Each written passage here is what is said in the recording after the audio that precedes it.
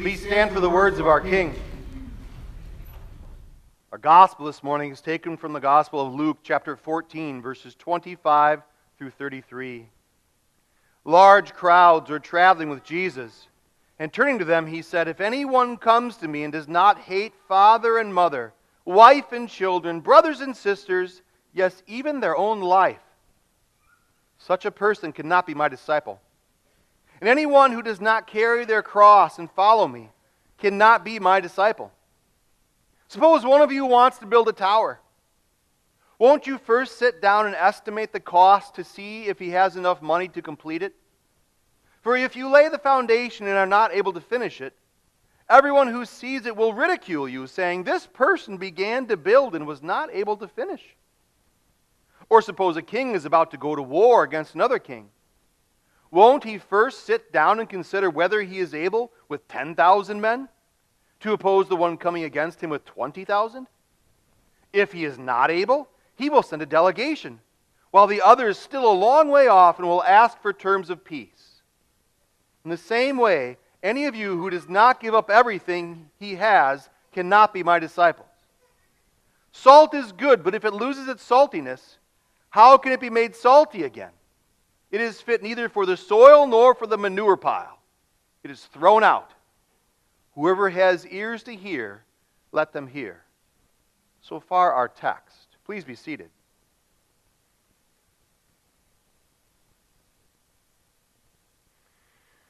Dear Christian friends, it was Passover time. Large crowds were traveling with Jesus, and turning to them, he said, he has a target-rich environment here. There's plenty of people who want to speak with him. Some, yes, even wanted to be his disciples. And so he wants to be honest with them up front. If you want to join me and be my disciple, there are some very real costs that will come. And I kind of joke, he does a lousy job selling Christianity. If you watch any of modern marketing, wouldn't it be better if he just told them pithy sayings and slogans? Maybe if Jesus had a jingle, right? Wouldn't that have been better? Couldn't he have gotten more followers that way? He doesn't care. His goal was not to gain a massive army behind him that would conquer the world for himself, for Jesus. He is there to bring the truth and die for the souls of the whole world.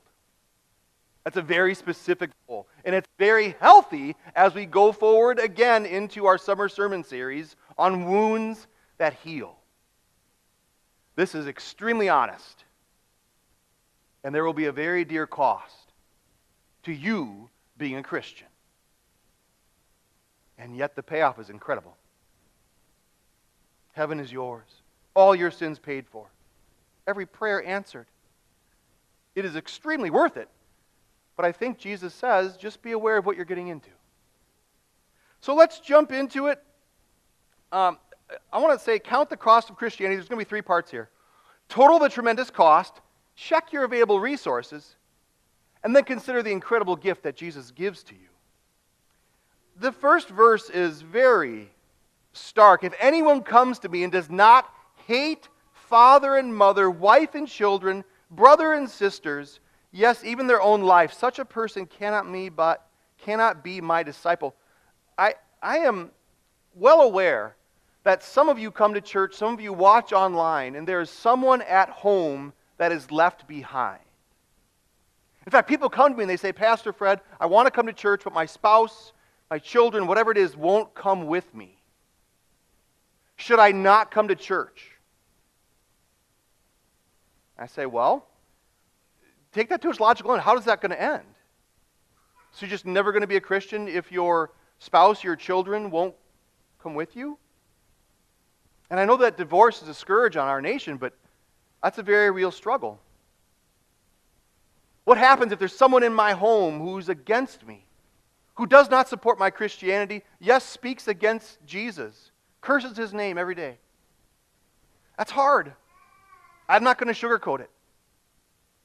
And yet you might listen to those verses and say, Jesus, it's a little strong. Are we hating people here? That's not really good. I have been reliably informed by the internet that we're not supposed to hate.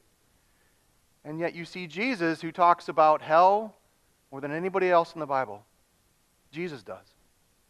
That there are some very real dangers, spiritually, to you. And he says, watch out for them. And I want to give you an example. This would be Peter. Peter comes up to Jesus and he says, Jesus, we don't really need to go to Jerusalem. Bad people are waiting there. Let's just hang out, look at the crowds. This is going to be great. And do you remember what Jesus said? He said, Peter, that's a great idea. No, he said, get behind me, Satan. You do not have in mind the things of God, but the things of men. Again, Jesus didn't kick Peter out of the 12 disciples.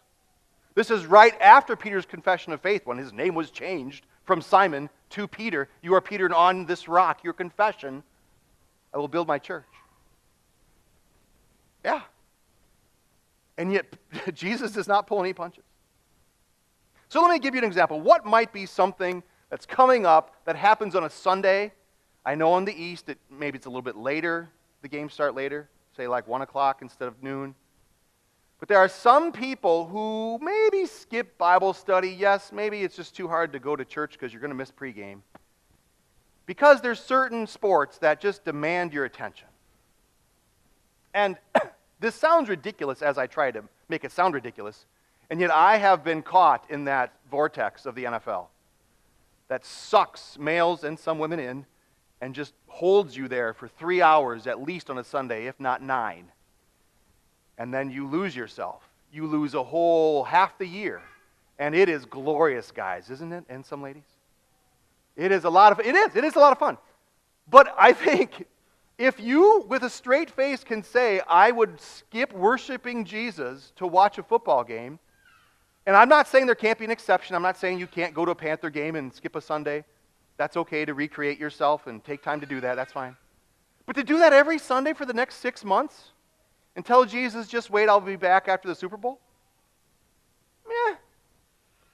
That's a bad idea. That's what we're talking about today. How there's something in your life that has, taken the place that you need to get rid of. Pick up your cross and deny yourself. And maybe that's the NFL.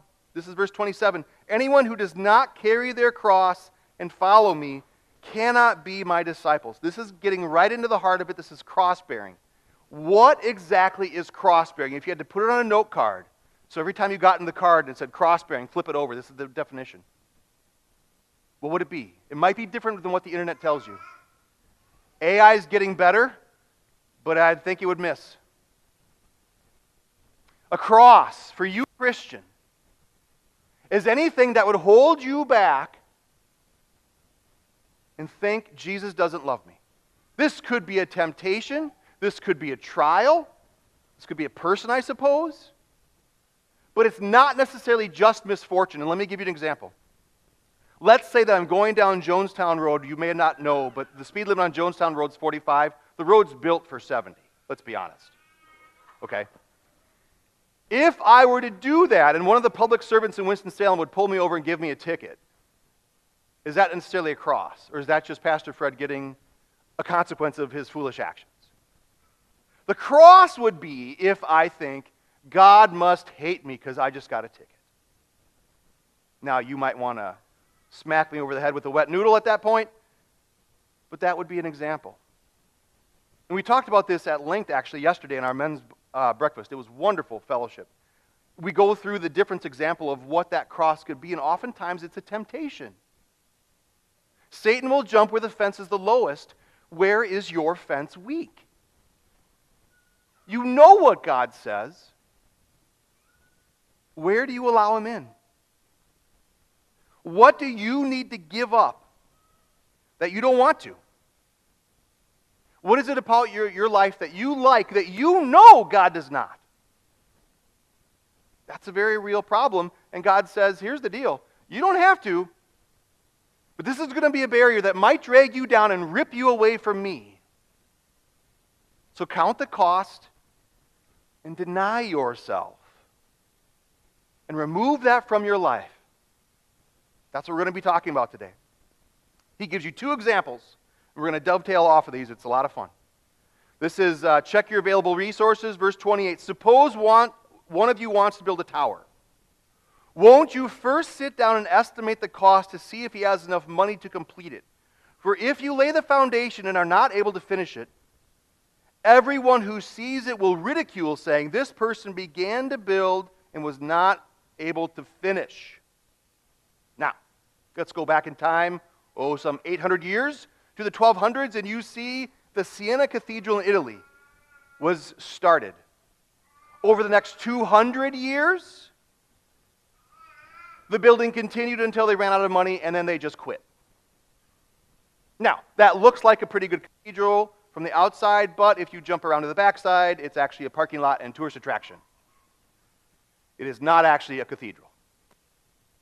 And I don't think people walk up, point, and giggle, but you can see this is one example where they didn't quite finish the job. And so this would be one area where you say, is there something that's holding you back in your marriage? Are there friends? My 8th grade principal told me, you show me your friends, and I'll show you who you are. Are there people in your life that you need to cut off? I've talked to members of this church. I was at their wedding. It was great. And I said, how's it going? I said, remember those friends at my wedding? I don't speak to any of them anymore because they're a bad influence on me. My focus is on my God, my wife, and my children. I said, good. If that's the cost, if that's what you have to do, cut those out of your life. And find people who will build you up and point you to Jesus and encourage you in your walk. And that's not always easy to do. What is it that makes you weak? All right? The building was the first example. Let's go to our next one. This is verse 31. Or suppose a king is about to go to war against another king. Won't he first sit down and consider whether he's able with 10,000 men to oppose the one coming against him with 20,000?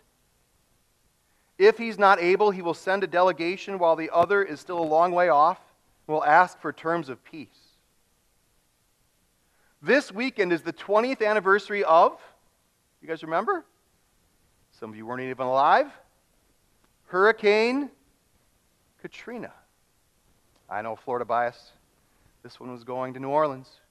Yes, Katrina, this is the most costly, actually tied with, I think, Irwin or something. $135 billion.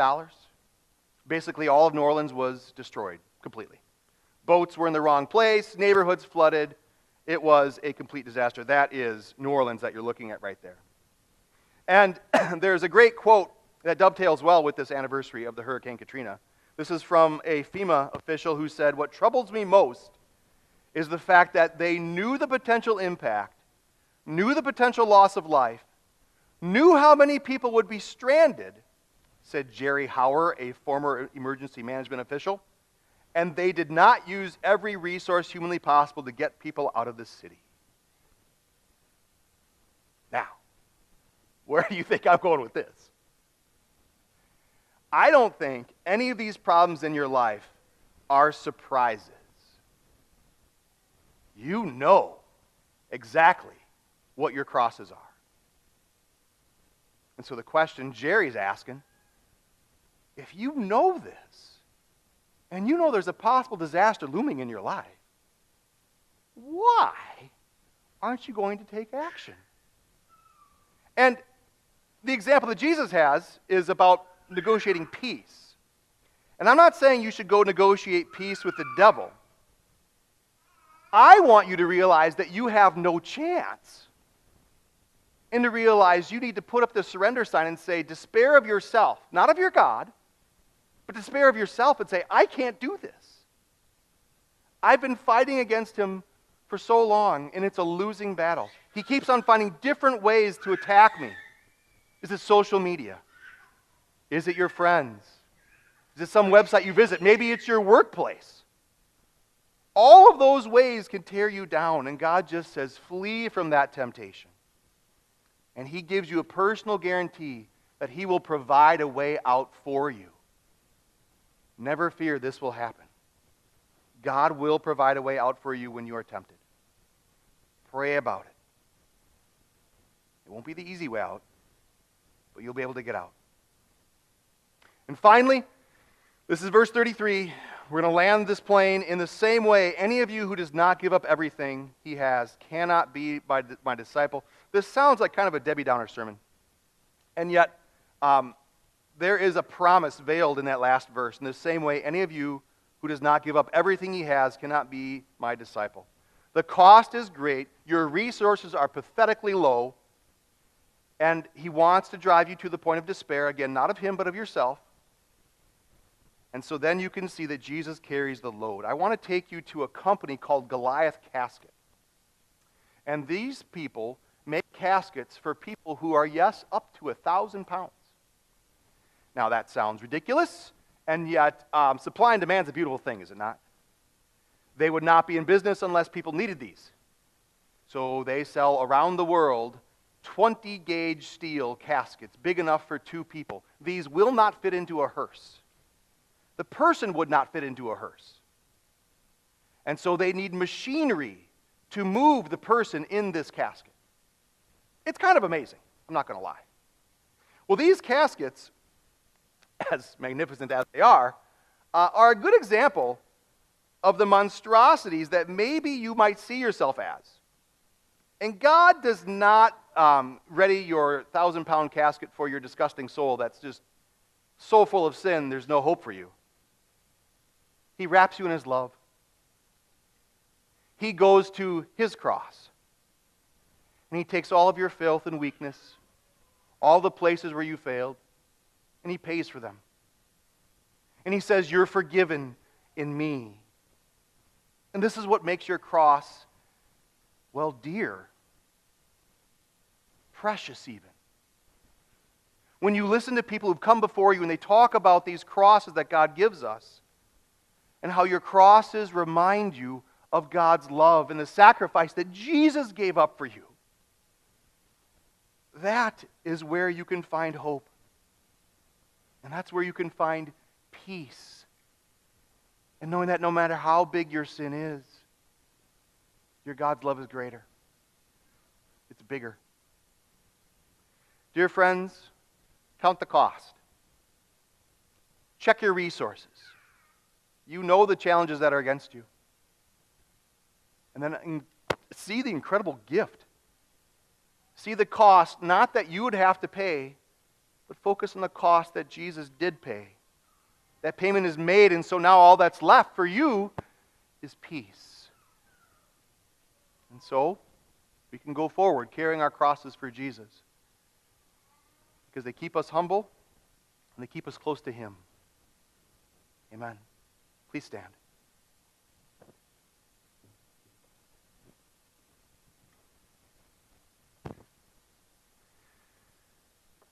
The peace of God which transcends all understanding